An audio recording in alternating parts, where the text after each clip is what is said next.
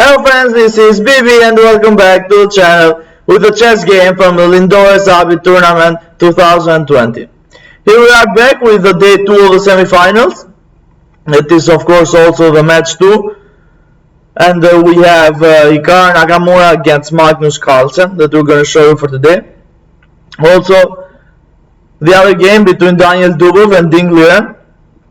Daniel Dubov won day 1 and he was able to win again day 2, so he won 2 matches on 2 days, so he is on the final now. So we have the first finalist, the Russian prodigy Daniel Dubov.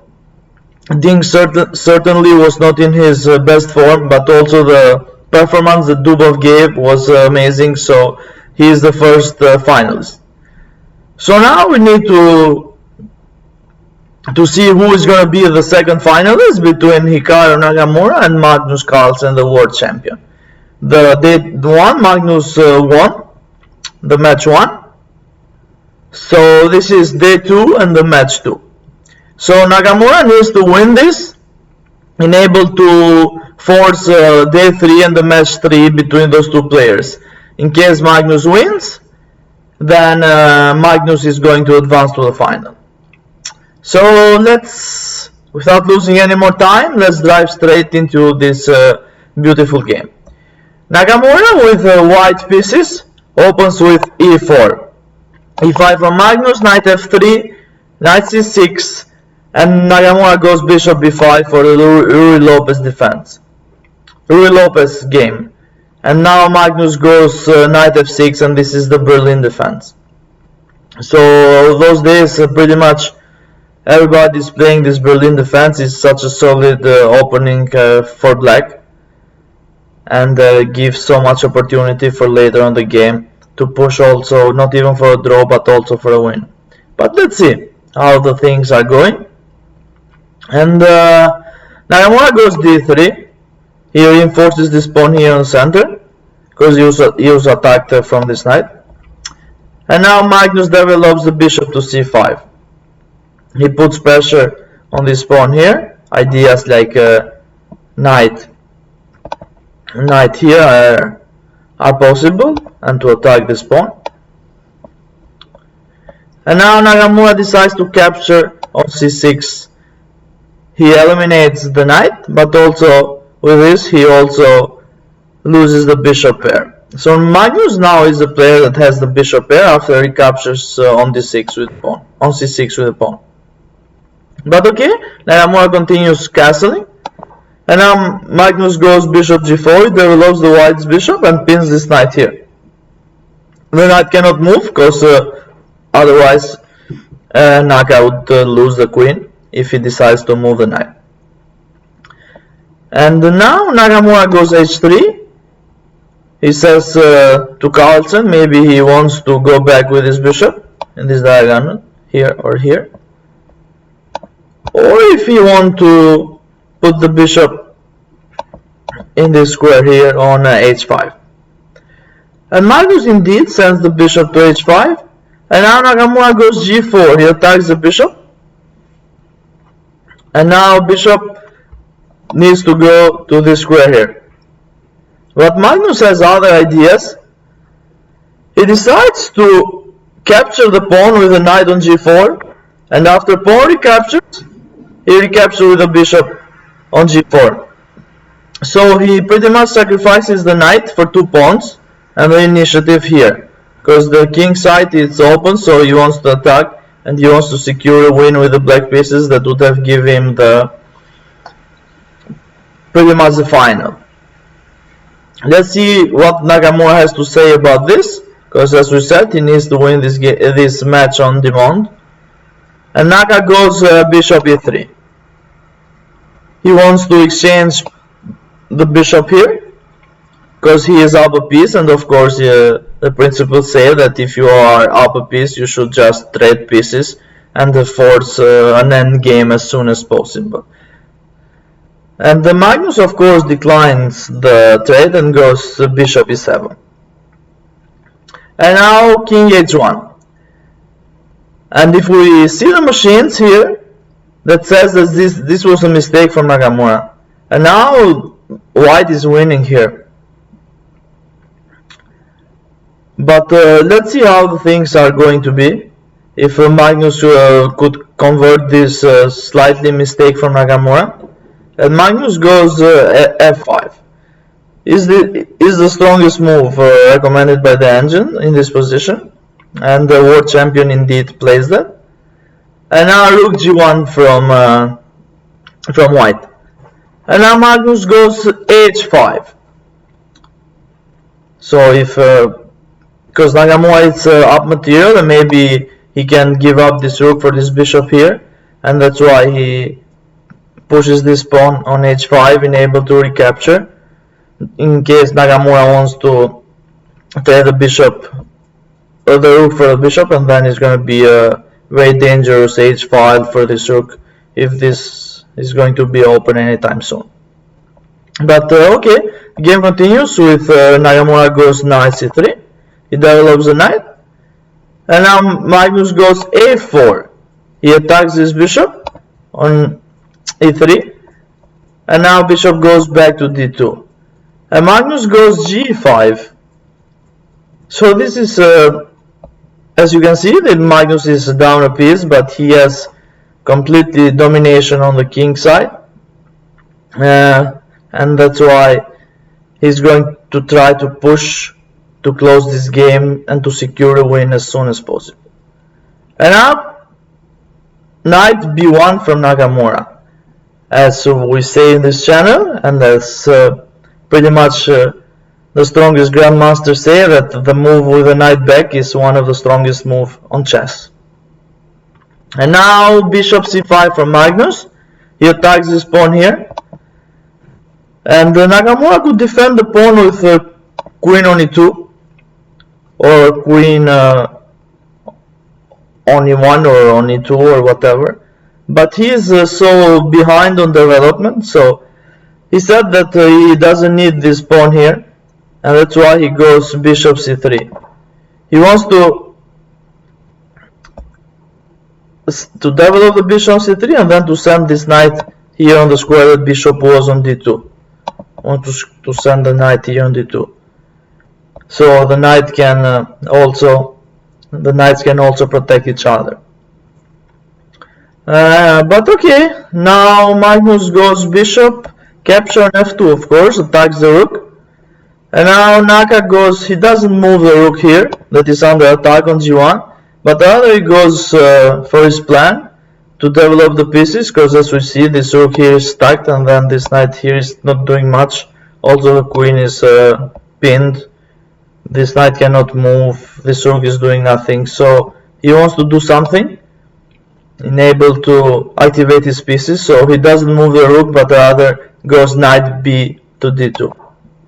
So it develops the knight in a much better square than it was before on c3. And now Magnus has the opportunity to capture this rook here, but he decides that it's gonna be time to capture that rook. But first let's develop the queen here on e7, and then we will see what's happening.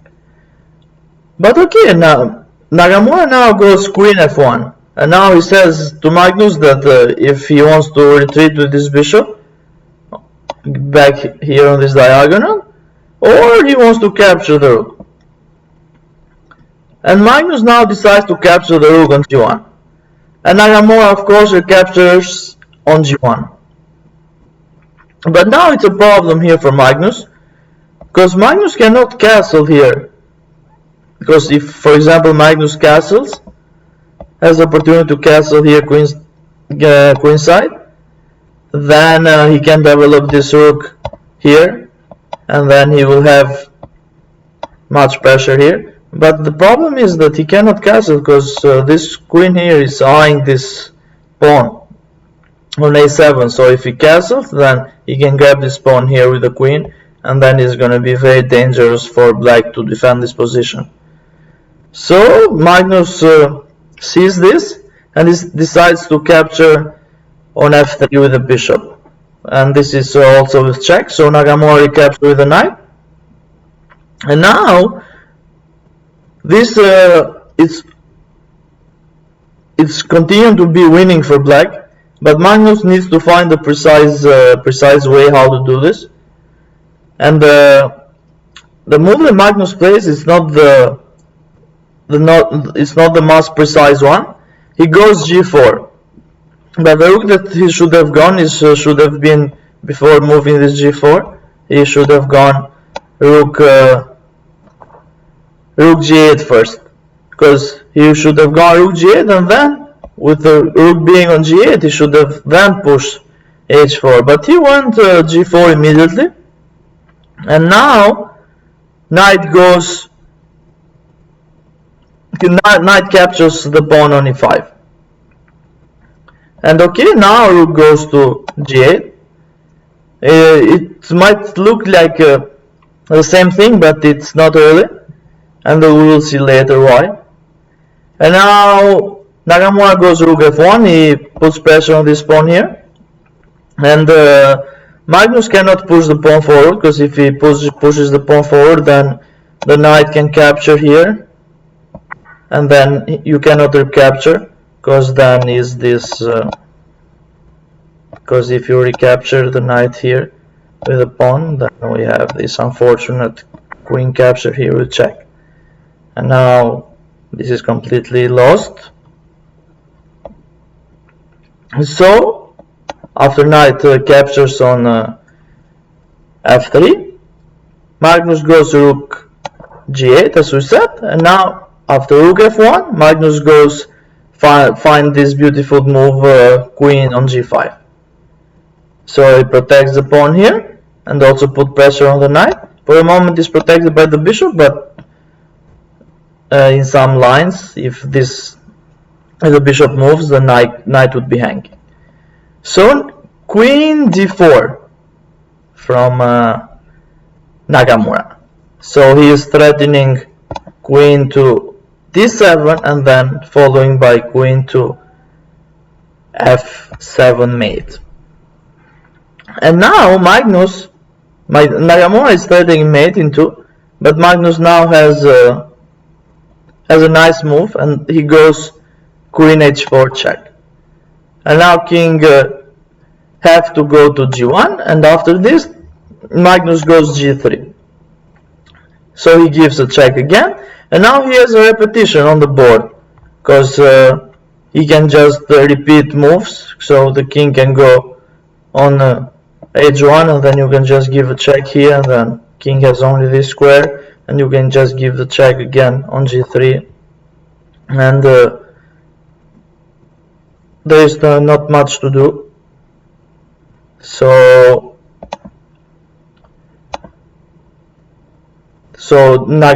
Magnus gives a check here, and after king goes to g1, now Magnus didn't go for the repetition, but early he pushes g3, and he pushes this move. He was too much low on time. He was only 1 minute, and Nakamura has like 8 minutes on the clock in this position.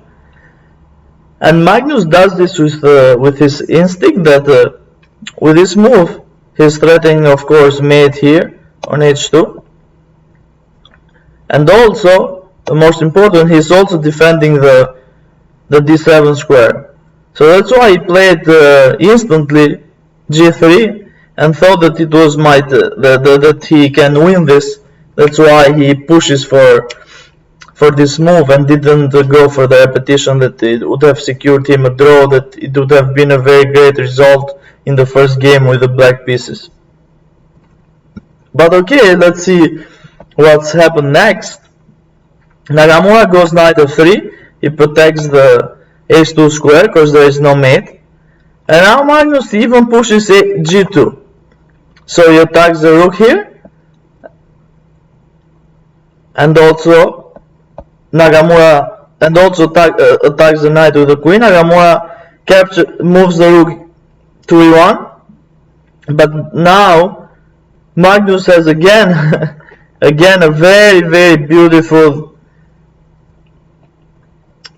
move that would have secured him the win if he would have just sent the rook here on d8 to attack the queen. but he decides to capture the knight on f3, and now this is a completely lost game for black. Now Nakamura just needs to find the correct line how to give checkmate to the black king, and he starts this by doing queen e5 check. King goes to d8, and now goes queen f6 check. King e8, and now the beautiful and quiet move, bishop b4. Now he's threatening mate in one here. There is no way to prevent this mate, because there is no check from the queen anywhere, and then king cannot go here, and cannot go here, of course, and cannot go here. So pretty much the only move the king has is on d7, but Magnus goes first c5. He gives up the pawn, but it's too late. Nakamura just captures the pawn on c5. King indeed goes to d7, and now Naka finishes the game with queen to f7 check. And it was in this position, on move 33, that the world champion Magnus Carlsen resigns the game, and Nakamura wins game 1 on the day 2 on the Lindores semifinals. He resigns because there is nothing more to be done. The king is in check, and the only move that king has, if he goes here, of course there is just queen captures, and then after king goes back, then he can just goes again in the f7 square, and the king is gonna be on d8, queen check here, king goes to c8, and then we have the mate here. So that was it. That was the game. It was such a wonderful defense from Nakamura. He was a completely lost position, but Magnus missed 2 great chances. He didn't go for the repetition. He thought that the g3 was winning, but it was not like that, and that's why he lost this first game. That is very important, because the other 3 games ended on a draw. So the final result was 2.5 with 1.5 on the match 2 on day 2 of the Lindores. So Nakamura ties the score 1-1, and he forces a match 3 tomorrow. So we're gonna have a match 3 tomorrow between Magnus Carlsen, the world champion, and the Hikaru Nakamura, the American Grandmaster. Thank you all for watching, and indeed we will see you tomorrow with another game from the match 3 between Magnus and Naka. Thank you all, and blessings.